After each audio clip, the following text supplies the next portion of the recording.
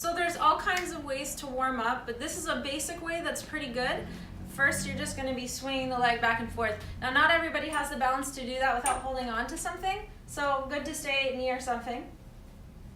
And you're going to do, a couple minutes of swings. And then you switch to the other side. And then another great one is going to be swinging this way.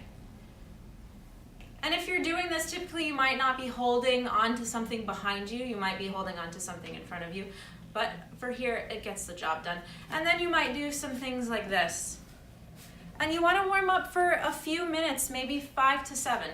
So first we're going to go into the warm-up active isolated stretching exercise for the hamstrings. So you're going to want to use a strap, or you can use a tie or a scarf or whatever you have available to you. It doesn't have to be special to work. First, you're going to lay down and you're going to have your leg bent. And it's not about bringing your leg towards your body. It's just about straightening your leg with your foot at different angles. So with your foot neutral, you're just going to straighten the leg, count to about 3, and come down. And then again, 1 Mississippi, 2 Mississippi. So 1 Mississippi, 2 Mississippi ends up being about 3. So you're going to do 5 to 8 of those with your foot neutral. Then you're going to turn your leg and your foot in. And again, it's just about straightening the leg. It's not about bringing it towards your body.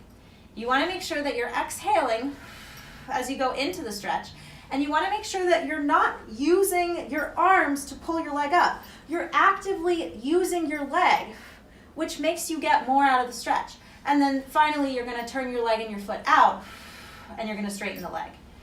And so with the different angles, that's how we're isolating the stretch to be in different fibers of the hamstrings. So sometimes if your hamstring is really tight, you might just feel that in your calf, but that's okay. It's still stretching. That's stretching more of the distal part of the hamstrings. And once again, if you're really tight, you might just feel it in the calf. This can get a little confusing. Remember that as we go into the stretch, we're exhaling. Remember that your leg is active the entire time, which allows for you to increase your range of motion a little bit every time you go into the stretch. And it's about 3 seconds long. So once you get to the point where you're really feeling the stretch, you count to 2 Mississippis. So when my foot is in neutral and I'm holding onto the strap, I'm not using the strap until the very end. I'm actively lifting my leg, which is using my quadriceps more, which allows then the hamstrings to stretch. Foot neutral, I'm going to lift my leg using just my leg until I can't anymore. And I'm going to pull towards the same shoulder. And then I bring my leg all the way back down. And then again, I lift it and pull it towards the same shoulder. And again, 1 Mississippi, 2 Mississippi, and I come out of it. So then you do 5 to 8 of those, and then you're going to turn your leg and your foot in. You're going to actively use your leg to lift your leg up. Then when you can't anymore, your arms come in, and you pull towards the center of your chest. So with your foot and your leg turned in, you pull towards the center of your chest.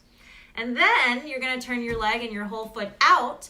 You're going to actively lift your leg, just your leg, just your leg, just your leg. And then when you can't anymore, you're going to pull towards the opposite shoulder. So this is a really great way to isolate different fibers of the hamstrings. You're going to increase your range of motion. And I even find that when I do these hamstring stretches, sometimes it really can be effective to decreasing low back pain and discomfort as well. It's just a great reminder of how the body is connected.